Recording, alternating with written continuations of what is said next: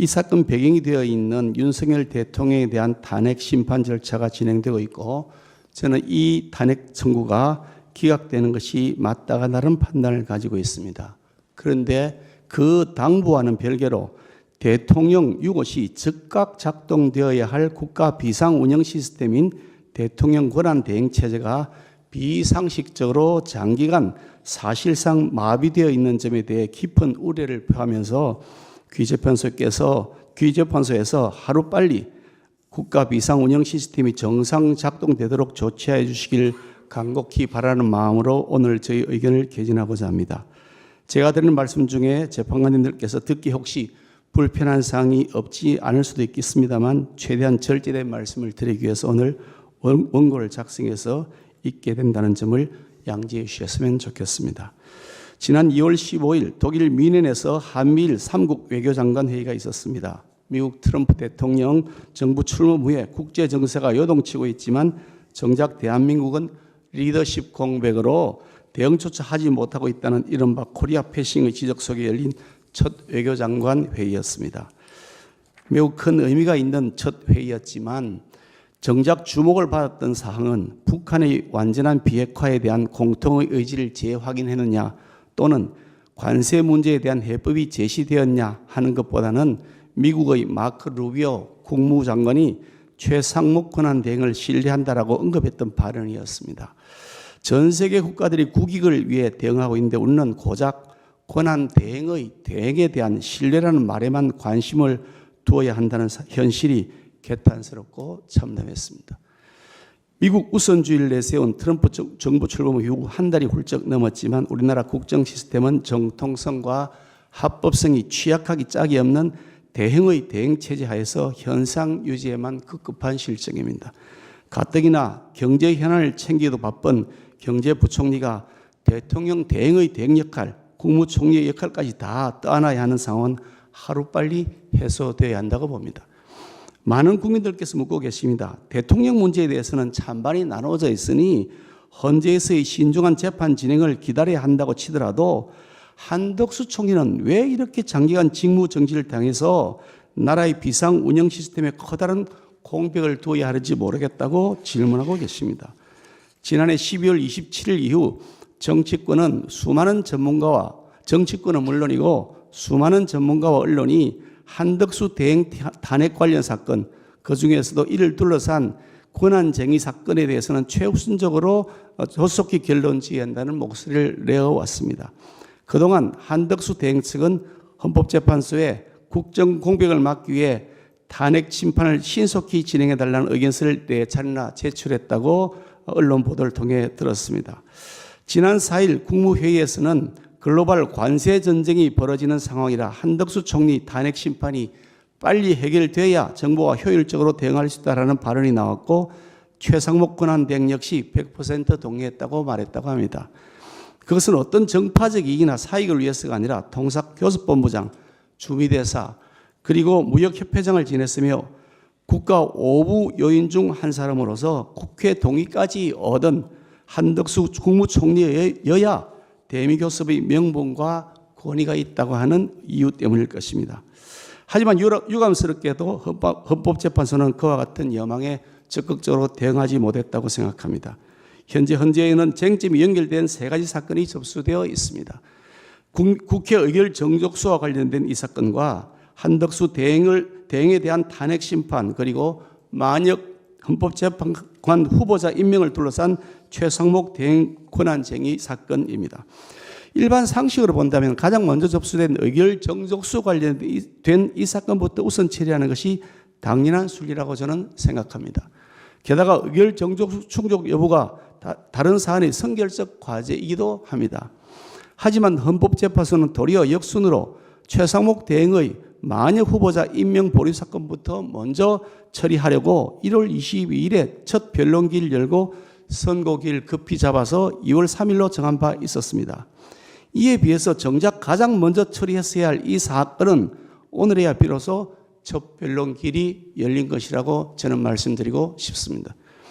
만약 후보자 임명을 하지 않은 것에 대한 재판은 그토록 서두르고 대통령 탄핵 심판 사건 역시 속전속결로 일관하면서 정작 국정 안정을 위해 가장 서둘러야 할 과제 중 하나인 한덕수 대행 탄핵 재판 관련돼서는 이토록 시간을 끄는 것은 국민들 보기에는 선택적 신속, 선택적 지연이라고 하는 비판을 국민들로부터는 면하기 어렵다는 생각을 가지고 있습니다.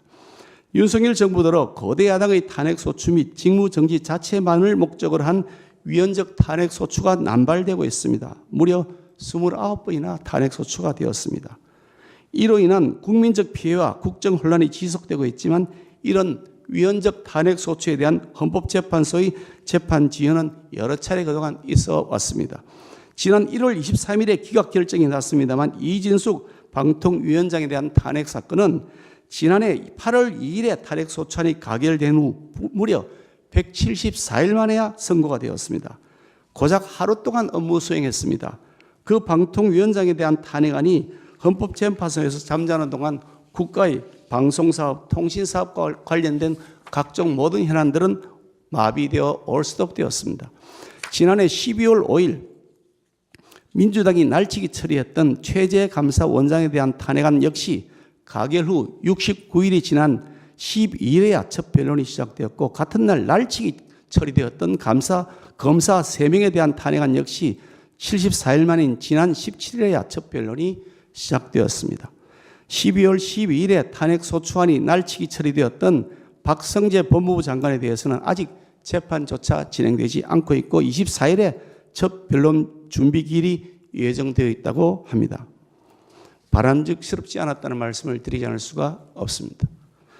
오늘 다루고 있는 이 사건의 쟁점은 매우 간단합니다. 다른 쟁점에 관해서는 이미 주진우 청구인과 청구인들 대리인이 말씀드렸으므로 생략하기로 하고 의결 정족수 충족 여부에 대한 말씀을 중점적으로 드리도록 하겠습니다. 이 점에 관해서는 이미 헌법재판소가 기히 발간했던 주석 헌법재판소법에 상세하게 가중 의결 정족수를 정의한다는 취지로 명시 설명되어 있습니다. 이 주석서는 헌법재판소가 그 권위를 실어서 발간한 것으로서 헌법재판의 교과서와 같은 것입니다. 대학 입학시험을 칠 때 교과서에 명시된 대로 정답을 결정하는 것이 당연한 이치이며 만약 교과서와 다른 정답을 결정한다면 그 시험은 수험생들에 대한 기망행위가 될 것입니다. 마찬가지로 만약 헌재가 발간한 교과서의 내용과 다른 기준을 이 사건 재판에서 적용하려 한다면 그것은 이현령, 비현령, 위인설법이라는 국민적 비난에서 결코 자유로울 수 없을 것이라고 저는 생각합니다. 만약 한나라의 대통령 대행에 대한 탄핵 여부를 결정하는 데 있어서 조령, 모계와 같은 기준을 적용한다면 이는 사법제도 전체의 붕괴를 가져올 수 있는 중차대한 후폭풍을 낳을 것임이 명약관화합니다. 윤석열 대통령에 대한 탄핵안은 정치적 대립관계와 관련이 깊다고 하겠지만 한덕수 대행에 대한 탄핵안은 정치적 대립관계는 아무런 상관이 없는 사건입니다. 한덕수 대행은 정당인도 아니고 정치인도 아닙니다. 공무원으로서 정치적 중립을 지켜야 하는 직업 공무원 공직자일 뿐입니다. 더구나 대통령직을 장기간 보유하는 것이 아니라 임시관리자로서 보유하고 있는 것에 불과한 직책입니다.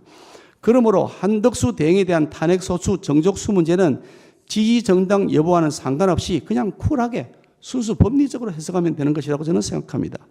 주석 헌법재판소법에 명시된 의결 정족수에 관한 사항 설명은 이 사건이 발생하기도 전에 발생할 것으로 예견조차 되지 않던 시기에 순수 법리적 차원에서 헌법 해석을 해 놓았던 것이므로 이 사건 발생 후에 제기되고 있는 그 어느 해석보다 신뢰성이 높고 객관적이라는 점에 대해서 아무도 이의를 제기하지 못할 것이라고 저는 생각합니다. 또한 형사법 체계의 원칙에 애매할 때에는 피고인, 피의자의 이익으로 하는 원칙이 있습니다. 논란이 다른 해석론이 존재하는 경우에 피청구인의 이익으로 하는 원칙으로 돌아가는 것이 징벌 관련 법령의 본령이라고 생각합니다. 예측 가능성을 보장해야 하는 징벌 법령의 적용에 있어서 법령에 명시되어 있거나 통설에 의해 뒷받침되는 선례가 있다면 그에 따르는 것이 당연하겠지만 만약 그러하지 못한 사례라면 당연히 피징벌자의 이익으로 판단하는 것이 지극히 당연한 법리라고 말씀드리겠습니다. 우리 국민 모두는 그동안 헌법재판소를 굳건히 믿었습니다. 최고법인 헌법재판소와 추상 같은 엄중함과 대쪽 같은 공정함으로 국가와 국민을 위한 현명한 판단을 내려주는 최고의 보루라고 믿어왔습니다. 그러나 안타깝게도 지금 그 믿음이 크게 흔들리고 있습니다. 국민 절반 가까이가 헌법재판소를 신뢰하지 못한다는 여론조사 결과도 나오고 있습니다. 강고하게 요청드립니다. 부디 건강한 국민들의 상식, 객관적 기준에 따라 이 사건 청구를 신속히 인용하여 주시기 바랍니다. 감사합니다.